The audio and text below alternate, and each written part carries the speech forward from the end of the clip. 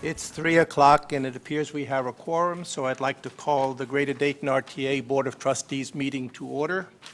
The first item is, please stand for the Pledge of Allegiance. I pledge allegiance to the flag of the United States of America and to the republic for which it stands, one nation, under God, indivisible, with liberty and justice for all. Mary, will you please take the roll call?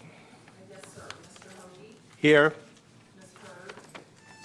Mr. Corrado? Here. Mr. Jeff? Here. Ms. Hairston? Here. Ms. Howard? Present. Ms. Jones? Here. Ms. Simpson? Here. And Mr. Williams? Here. Thank you. Thank you, Mary. The minutes of the July 1st, 2014 Board of Trustees minutes were mailed to all of the board members prior to today's meeting. Unless a board member requests the reading of those minutes, are there any additions or corrections to those minutes? Hearing no board member requesting a reading of the minutes and no additions or corrections to minutes, the minutes stand approved as submitted. Item number 5 is there is a change. The bus operator that we were going to recognize today had a family emergency and therefore could not be here today. We hope and pray that that emergency gets eliminated quickly, and hopefully we'll see him at the board meeting in a month from now. Committee reports, Finance and Personnel Committee. Sharon. The Finance, Personnel, and Planning Committees met for a jointly held meeting on July 15th, and as a result, 3 action items are being recommended today. Action item number 2, American Public Transportation Association dues. The American Public Transportation Association's mission is to strengthen and improve public transportation. APTA is an international organization that has been representing the transit industry for over 100 years. The Greater Dayton RTA sustains a membership with APTA to utilize services provided such as conferences, research, standard development, networking, and workforce development. Access to online resources is also available. One of the long-term benefits of APTA is the opportunity to shape long-term transportation industry policy and legislation. Ms. Stanford provided a detailed explanation at our committee meeting, and the supporting information is included in your board packages. Mary is available to answer any questions the board may have at this time. Based upon the recommendation of the Finance Personnel Committee, I move to approve the American Public Transportation Association's 2014-2015 dues in the amount of $38,120. I'll second. Okay, motion has been made by Sharon and second by Vince. Are there any additional questions or comments? Hearing none, all in favor say aye. Aye. Opposed, like sign. Any abstentions? Action item number 2 is approved unanimously. Action item number 3, Trapeze Annual Maintenance Agreements. On an annual basis, RTA contracts with Trapeze Software Group, Incorporated, for the support of RTA-owned Trapeze software. At this time, MIS desires to renew maintenance agreements for 6 different Trapeze software products for a 1-year period. Mr. Trimble provided a detailed explanation at our committee meeting, and the supporting information is included in your board package. Hank is available to answer any questions the board may have at this time. Based upon the recommendation of the Finance Personnel Committee, I move to award a contract to Trapeze Software Group, Incorporated, for the maintenance of Trapeze FX and PASS products for a 1-year period in the total amount of $124,800. Software maintenance is included in RTA's operating budget. Is there a second? Second. Okay. Motion made by Sharon and second by Ed. Any further questions or comments?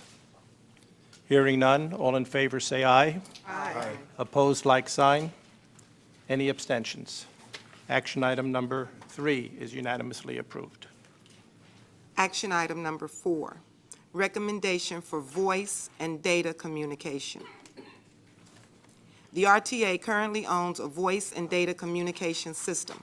However, the current structure has presented several challenges in ensuring that RTA maintain adequate and reliable communication coverage without interference to support the current service area.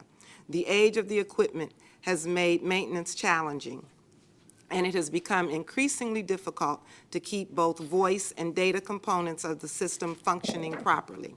The age of the equipment has also made it an arduous task to find replacement parts for malfunctioning equipment, as manufacturers have discontinued production of a number of the components of the current system. Mr. Palachicchio provided a detailed explanation at our committee meeting, and the supporting information is provided in your board package. Brandon is available to answer any questions the board may have at this time. Based upon the recommendation of the Finance Personnel Committee, I move to adopt Montgomery County's Voice and Data Alternative Number 3, Mixed Communication System, 800 megahertz voice and cellular data communications system. Staff will continue to keep the board aware of progress throughout the coming months. Is there a second to the motion? I second. Okay, a motion made by Sharon, seconded by Jamie. Are there any additional questions or comments?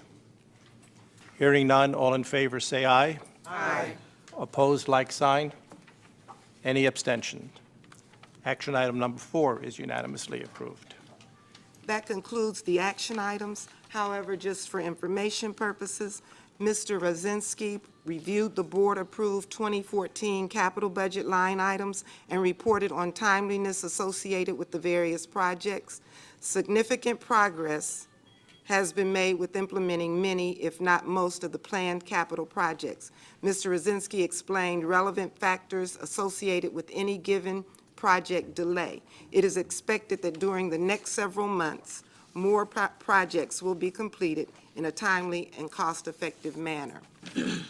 After the meeting, Ms. Stanforth emailed to all committee members the current sales tax receipts and June 2014 financial statements.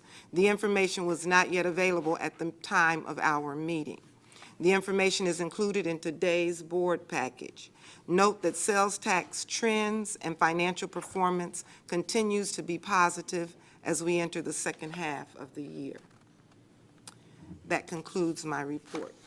Thank you, Sharon. Are there any questions of Sharon? Okay, hearing none, we'll then move on to the Planning Committee's reports. Janet. Thank you. The Finance, Personnel, and Planning Committees met on July 15th, and although there are no action items to bring forth, I do have a few updates. Mr. Eckler reported that staff attended and presented at the Active Transportation Conference in Akron. The conference included a variety of presentations on alternative transportation options, and RTA staff presented details of the efforts that are underway to build a first-class bike sharing program here in Dayton. Mr. Eckler also reported that the annual Common Pleas Judges Association Conference was held in Dayton, and RTA participated in this 3-day event by providing transportation access to the various venues involved in the conference. RTA also received a letter of gratitude from the event organizers for a job well done. There's also a report that once again, the RTA participated in the annual Law Enforcement Torch Run by providing transportation support for this 11-mile run from Centerville to downtown Dayton. Runners representing a variety of public safety offices took part in this fundraising event, and the proceeds were dedicated to the Special Olympics. Mr. Eckler reported that on some highlights of the upcoming August service adjustments. This included the preparation for the beginning of the school season, as well as service adjustments on the Route Number 7 and Route 11 due to the current Main Street Road construction. In our marketing area, Ms. Pritchard provided an update on recent community outreach events, such as the Dayton Air Show Take a Break area. Ms. Pritchard also discussed highlights of the Read on RTA's campaign, where over 2,000 children's books have been distributed to families so far. There are currently storytime locations at each of the RTA transit centers. This effort has received positive reviews from several Dayton area partners, agencies, and the local media. And this concludes my report. We are available for any questions. Are there any questions of Janet? Hearing none. Thank you, Janet. We will then move on to the Investment Advisory Committee report. David. Thank you, Mr. President. Mr. President, the Investment Advisory Committee met on July 17th, 2014, and prior to today's meeting, full minutes as well as statistical data given to us at that meeting by our financial advisors were presented to the board. So save us from reading all of that. Instead, I will give a summary report of the information presented at the meeting.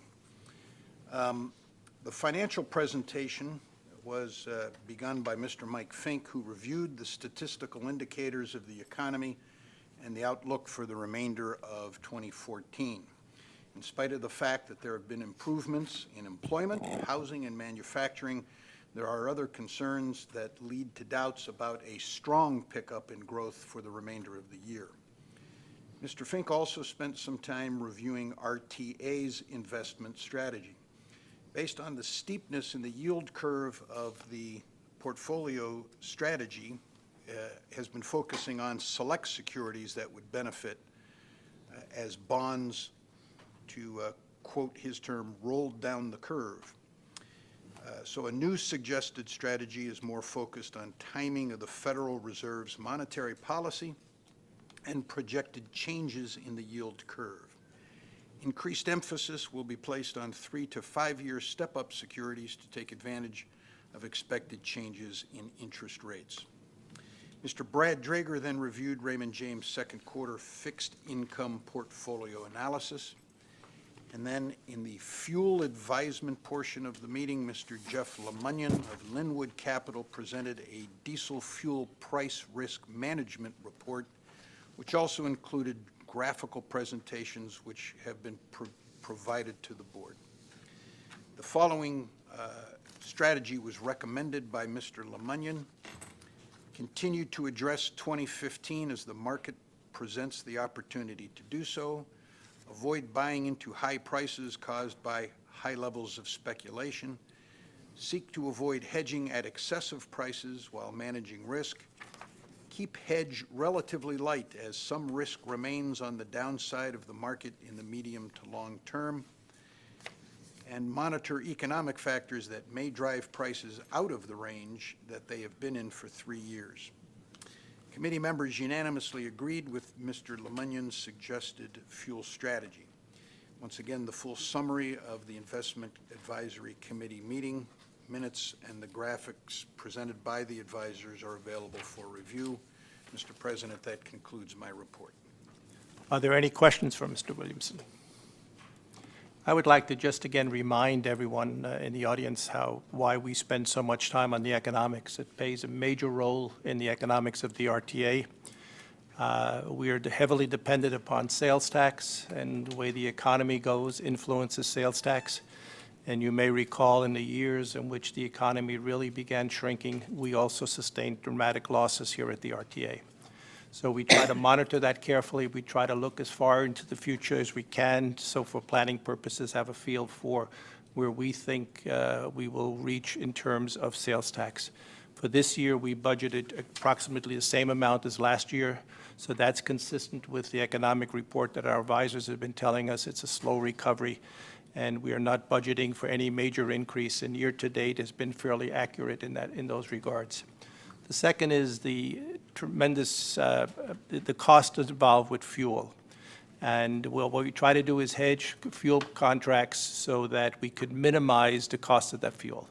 It's a very complex type of transactions, and I compliment the investment committee for the amount of time that they spend trying to understand the futures market and recommend to the board the action that the board should take with regard to futures contracts. So thank you very much, and we hope we continue to have a good economic year. Which now brings us to the Executive Director's Report. Mark? Thank you, Mr. President. Welcome back. Thank you. I have it on good authority that the gavel welcomes you back as well. We do have a few informational items that's going on. It's Mary's favorite time of the year. It's budget time. We started about a month early this year. We're already well into it at the department level. We just want you to know that's already started, so, get ready for this fall. That's the time we love the most when it comes to the budget. We've also been busy statewide. I was asked to be on a panel at the Ohio Planning Conference in Columbus. It was well attended. There were several hundred people at the event, and it was actually a two-day event. I just went for the panel discussion to represent transit. And then the following day, I was back in Columbus for the ODOT statewide transit needs study steering committee meeting. We're getting close to the end of that study. It's been a good study. And I think ODOT's beginning to hear us because they have asked for, the director's office asked for a meeting this Friday, which I'll be attending on behalf of some of the transit systems. Most of the cities will be there, and the discussion is going to be about funding. So we're making some progress there, and I think it's a great thing. I was also asked by Mayor Whaley to, if we could, attend some of her porch tours, which I call neighborhood meetings. So we've been doing that. We've been, I think, at 3 of the first 4, and I will be at one tonight as well. And they've been very good because people typically do have questions about our service or what the future is, and we've had the opportunity to talk about things like upgrading the infrastructure system that they're starting to see some of, as well as the dual mode bus project, which is coming along. Isn't it, Bob? Okay, we also have started finally last week interviews for filling the open chief maintenance officer position, even though my sense is Gene is starting to love it more and more every day back in maintenance. But we are doing that. We've had a couple interviews already, and we'll continue to do that. And something we haven't talked much about, but this is the year our agreement with Greyhound expires, and technically it has expired. Jim and I have been negotiating with Greyhound for a renewal of that agreement. I think it's going really well. We're not done yet, but I think we're at a point where I think we will have a successful renewal, hopefully in the next few weeks, so that's a good thing. The last thing I wanted to mention is something that's come up recently. With construction, we struggle to maintain our on-time performance. We've had a great deal of trouble in Englewood, where State Route 48 and I-70 kind of come together.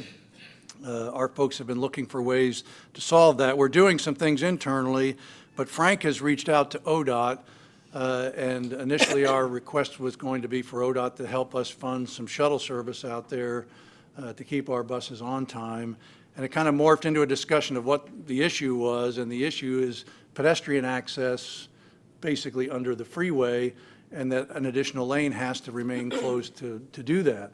So Frank pitched the idea of an experimental service where we would move the pedestrians on the buses free of charge, and in return, ODOT would open another lane on the road in the southbound direction. I'm looking for the head nod to make sure I get that right, to help us with the congestion out there, because it's been a big problem. It looks like that's going to be a go. Start tomorrow.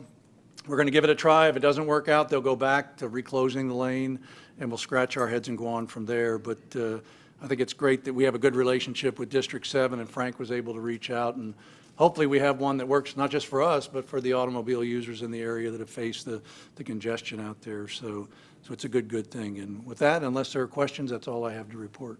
Are there any questions of Mark? Thank you, Mark. Thank you very much. You're welcome. Now, old business. Is there any old business that has come before the committee? New business, we have one new action item, again for the public. These action items that you hear us voting on are discussed at great length at the committee meetings, and then approved at the committee meetings to be brought forward to the full board for its approval.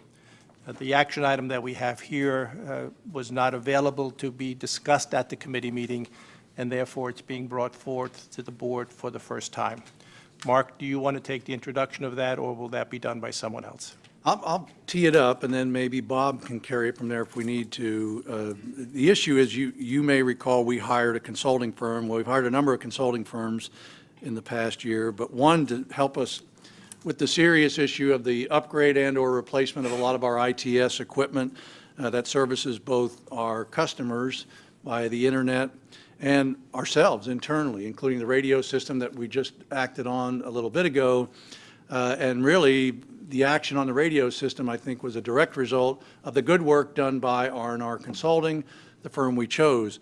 Well, as our luck would have it, in the middle of this project, R&R became an insolvent firm, and it was actually at the tail end of the project where we're literally at the point where, we've gone out to bid on some of the major infrastructure pieces on the ITS.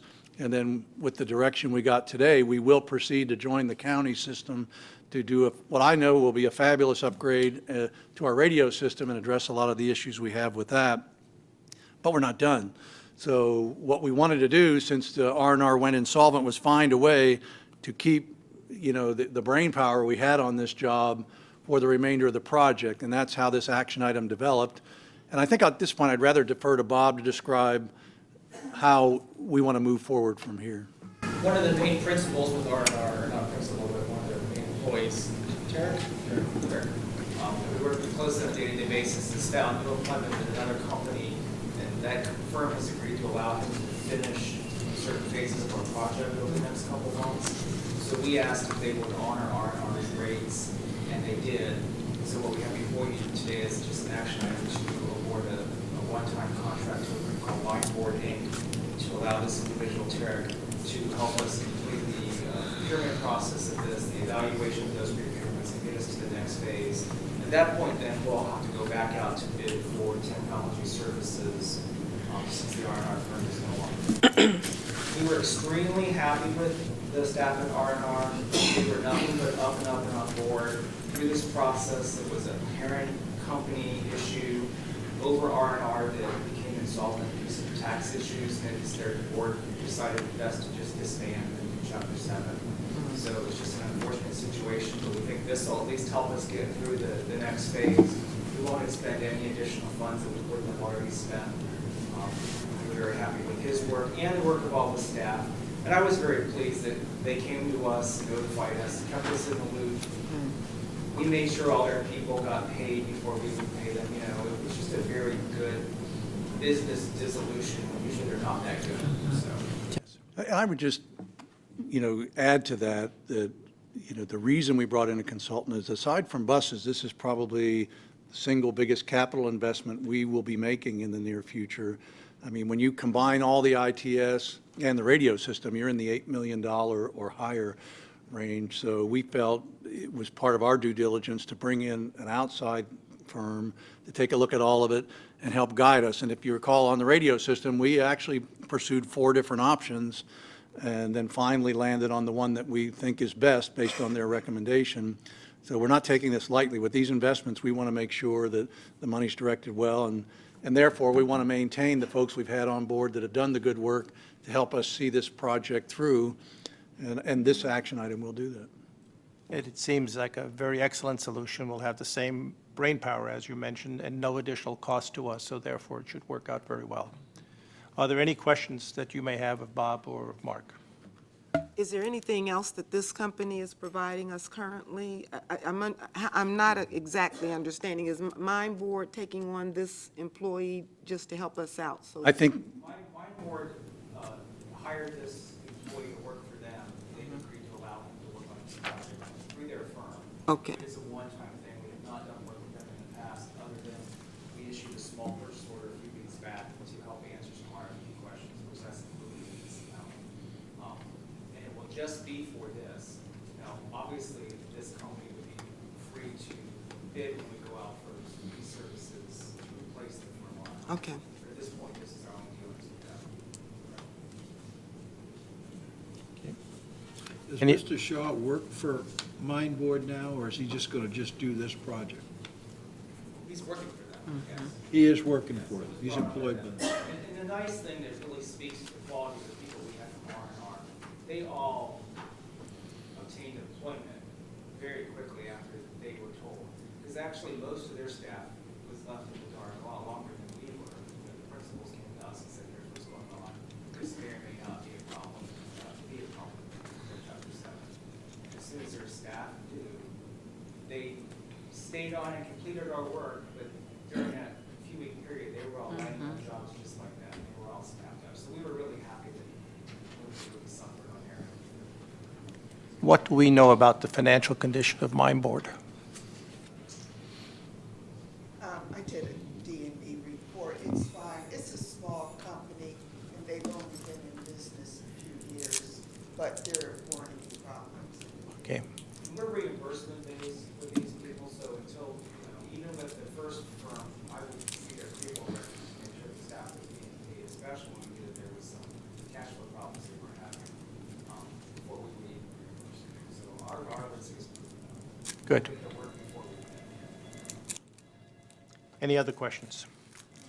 If there are no further questions, I'll then entertain a motion that we approve the Executive Director's recommendation that an award be made in the not-to-exceed amount of $35,043 to Mine Board, Inc.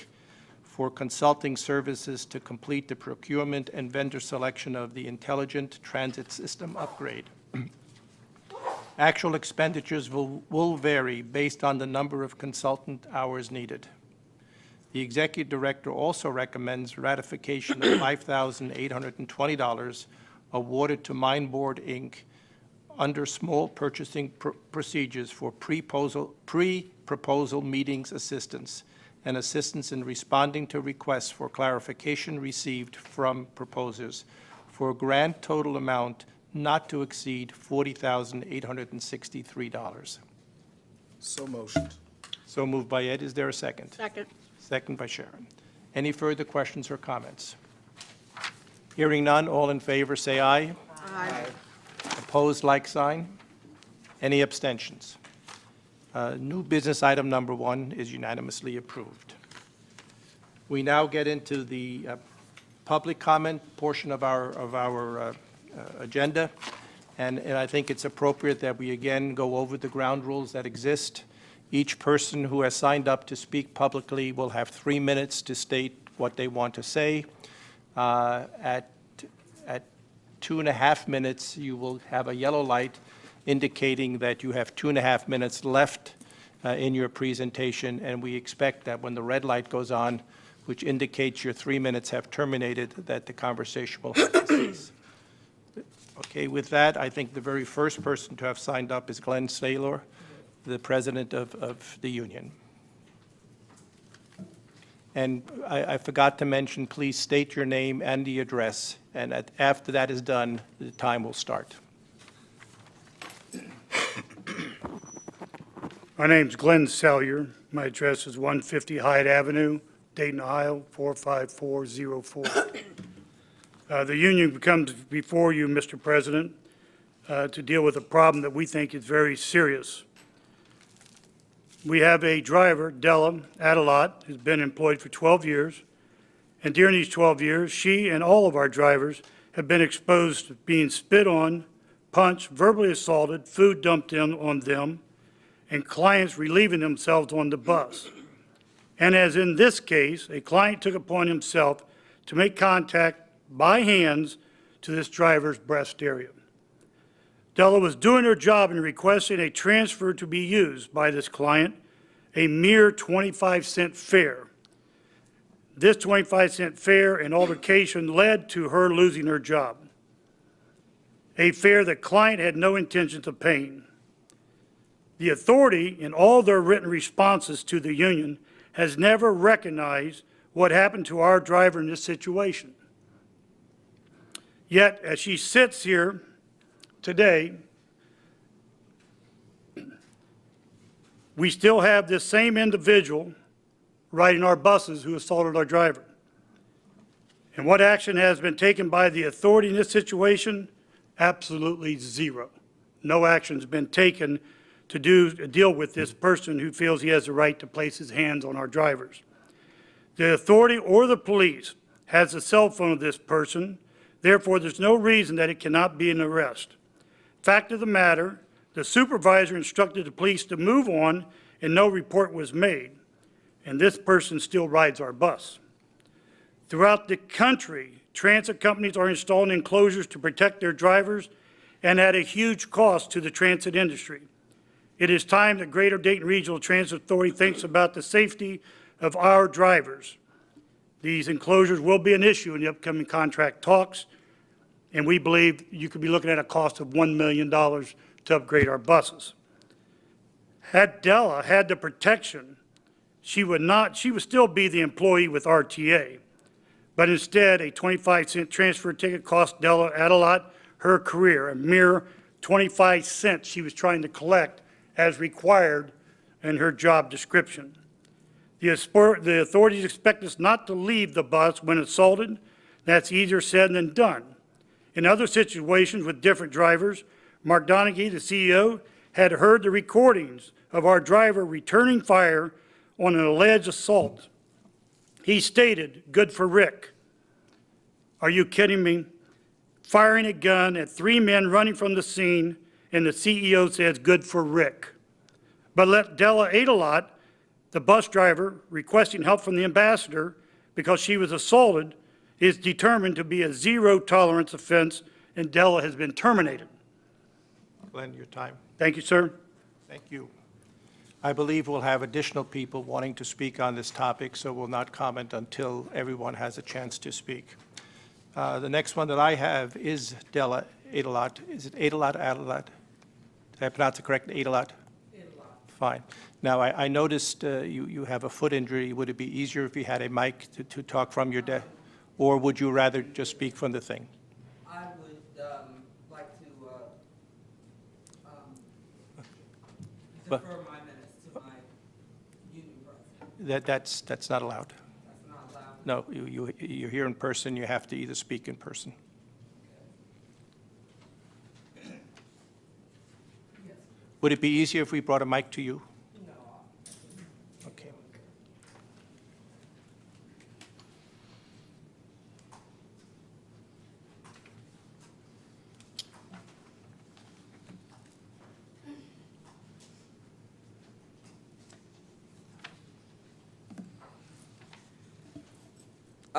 My name is Della Adelot. Address 138 Broadway, Trotwood, Ohio. I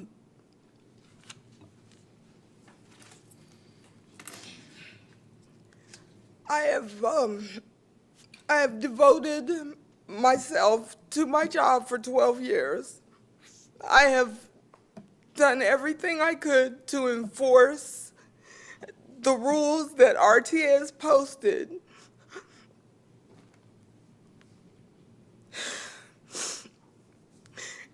And at each turn, it seems that even though I have devoted myself and followed the rules and tried to follow the customer-friendly, I have been the bad guy. I have been made the bad guy.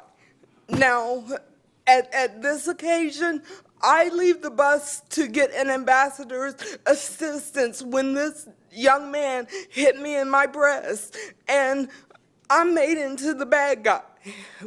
They said that I was too aggressive when someone attacked me. Now, what is too aggressive when someone puts their hand on you? I don't understand. Are we not allowed to defend ourselves? Are we supposed to be their punching bags? I really do not understand. The whole thing was ignored, completely ignored, that this man put his hands on me. In the whole situation, it was totally overlooked and ignored that this young man touched me. In that whole situation, everyone I talked to act like he did nothing, like he didn't even exist. That subject was not brought up, not discussed, not even,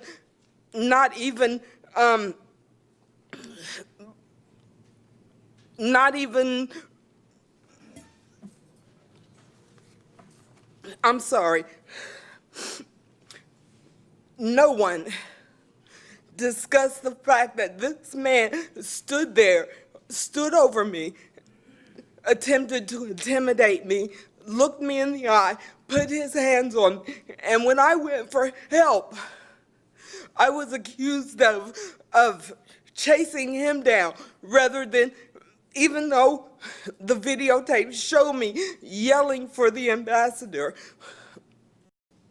And I don't understand how we're supposed to seek help when we're assaulted. So, I mean, like I said, I don't understand what is expected of us when we are assaulted out there. Are we supposed to sit there and be abused by the passengers? Someone needs to explain to me. Thank you, Della. The next person I have is Daniel Adelot, which I believe is Della's husband and also a bus operator. My name is Daniel Adelot. I live at 138 South Broadway in Trotwood, Ohio, 45426. With the situation concerning her, the major thing is with the rules, we don't know which one, they want us to enforce the rules, but when we do, they sometimes tell us to let them go, or we get persecuted for it. But one other thing I'd like to say is many of the employees have a target placed on their back by the authority, and Della is one of those employees. She is in a lawsuit against the authority at this time in the federal court over her FMLA violation, and many of those involved in the same lawsuit are no longer employed with RTA anymore. And that's all I have to say on it. Okay, thank you. Michael Long, I believe you're Vice President of the union? Okay.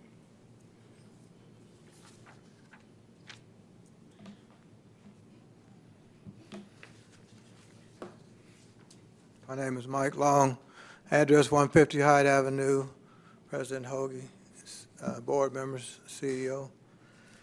First, I'd like to give you part of the sexual harassment policy from RTA. It says all employees of the Greater Dayton Regional Transit Authority should be aware that sexual harassment in the workplace is a violation of federal and state laws. The RTA has never condoned behavior of this nature. Any conduct which may constitute sexual harassment is strictly prohibited and will not be tolerated. I'd also like to read a couple of courtesy cards that Ms. Adelot got from a couple of people that was on the bus at the time this incident occurred.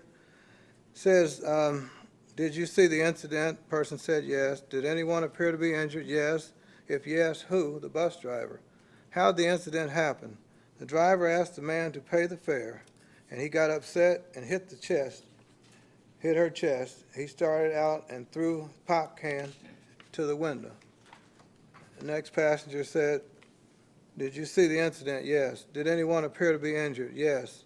If yes, who? The driver. Can't actually read the writing. Says the young man didn't want to cooperate by swiping his card, and I can't. He didn't pull his pants up or something. I can't read all of it, but said the driver was the one that was hurt. Also, would like to give you a couple of the items off of the facilities code of conduct. Number 2 would say engaging in any act of violence or intimidation, including fighting, use of physical force, or threatening any person physically or verbally or otherwise. These are 0 tolerance. And another one would be number 18, engaging in any unlawful activity or any behavior that is disruptive to RTA's business or offensive to the general public. And that's all I have to say. Thank you. Thank you. Amy Overcash, will you also be speaking to this issue? Okay.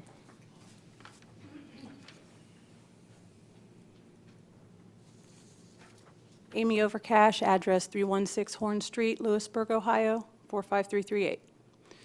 I recently went from project mobility to transit. I started in January.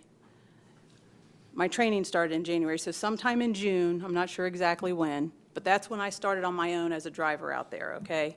And as a woman, first of all, I love my job. I have a good time every day, and I'm not afraid, because I've heard Mark say, if we were afraid, we would never show up.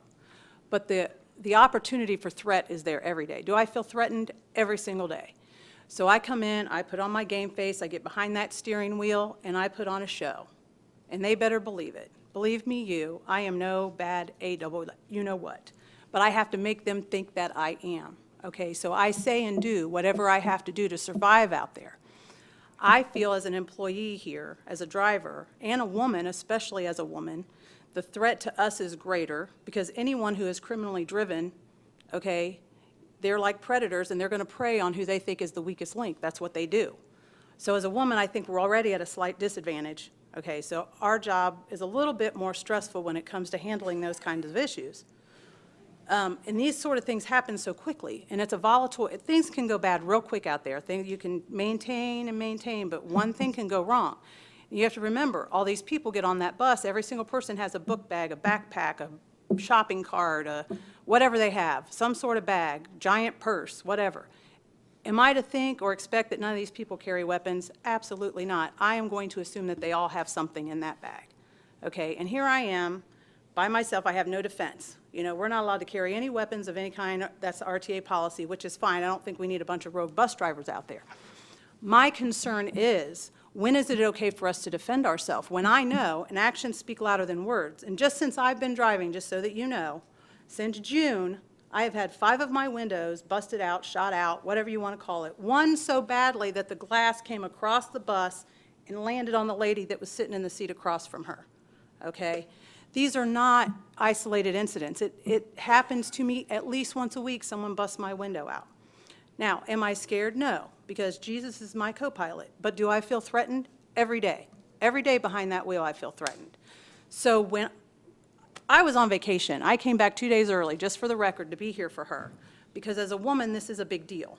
And I don't think that it's an intentional thing by RTA by any means, but I don't think that they truly appreciate or understand the threat that exists out there with the mentality of people that we deal with on a daily basis. These people are criminals. These people are thugs. They're drug addicts. They're whatever they are. We don't know. We know someone may be acting strangely. We don't know if they're under the influence of alcohol, if they're meth addicts, or if they just didn't take their medicine that day, if they're mentally have some sort of mental health issue. We don't know all that. And our schedules are not designed so that we can just determine that in a short amount of time. Time's up. So, Thank you, Amy. okay. Thank you very much. I have 2 additional people who want to speak, but I believe none of them are dealing with this particular issue. If that is the case, there's a lot of things you brought up here today. I would recommend, unless management has something to add to this, that we discuss this at the committee level and also review the tape and other things that may go at that time. Mark, do you have Well, I any? do have a comment. Okay. We have a union contract here, and nowhere in the grievance and arbitration procedure is this a step. And we're honoring the process. As I understand it, Della's case has been moved to arbitration, and we respect that. We do disagree with their portrayal of what happened on the bus. And we're not the only ones that disagree on whether or not what happened reaches the level of an assault. And as I understand it, even a union steward made a comment in that same light. So I think the bottom line here is we have a process. I'm happy to show the video, or anyone can have all the documents. They're public records.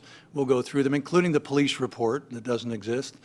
And we can produce those, but I think we should all try to respect the process that we collectively bargained, which is follow that. And we will honor that process, and we'll honor the outcome of that process. We've committed to that, and we'll do that. But I'm happy to provide any information that the board wants, and we'll do that at your request. Thank you, Mark. You're welcome. We have to, you had your 3 minutes, so we have to really move. We don't have a system. Let me look at council. No, given what Mark has said and given what I've heard, I think that the issue is well contained in what the parties have negotiated. And for us to go back and forth publicly at this stage, I think would be a detriment to both parties. So I believe the process should be honored. And the other items and issues that have been raised, there are also a resolution for that in some either state or federal form. And I think that's the way we should proceed. Thank you. Thank you. Okay, the next person who wants to speak is Mr. Ellis Hutchinson. He has withdrawn his request. Okay. And then I have Mary Miller.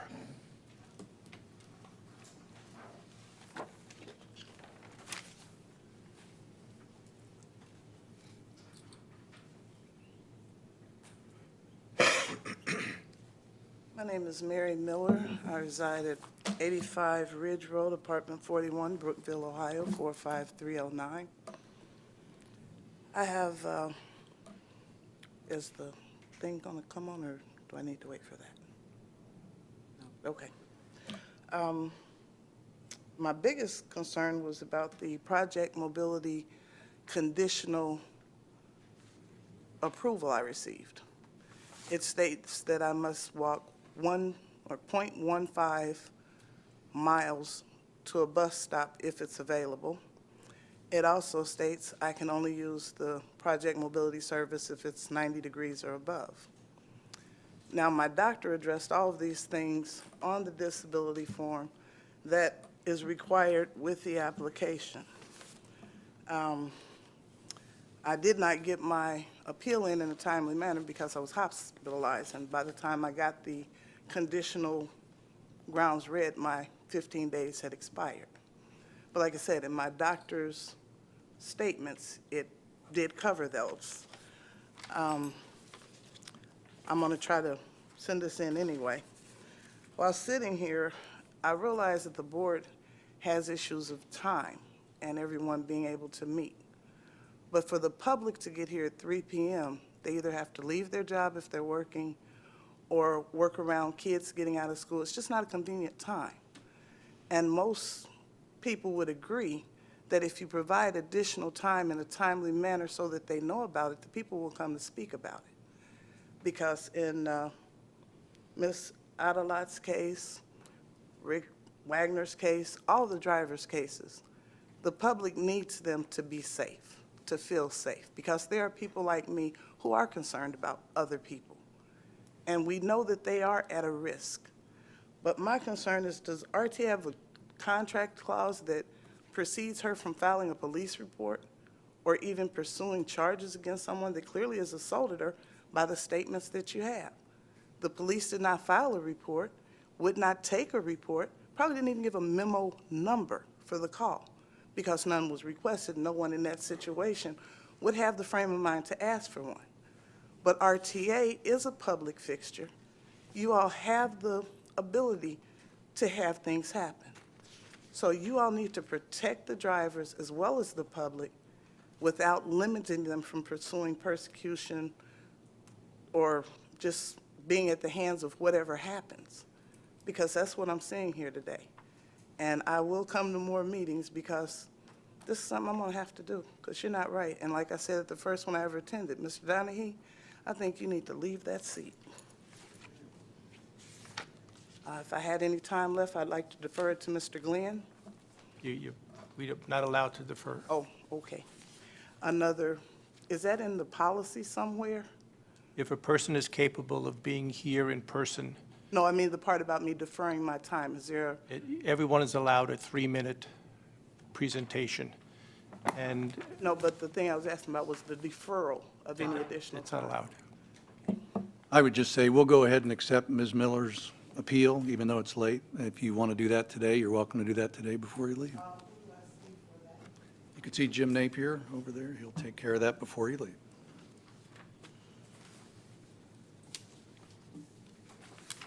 Okay.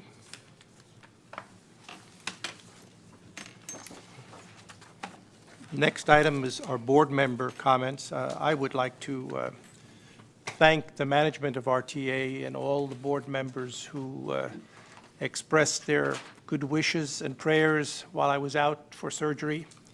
I really believe I dodged a bullet, and I think a big portion of all of that was due to the goodwill generated by everybody and the prayers said by all. So I truly, from the bottom of my heart, thank you all for what you did.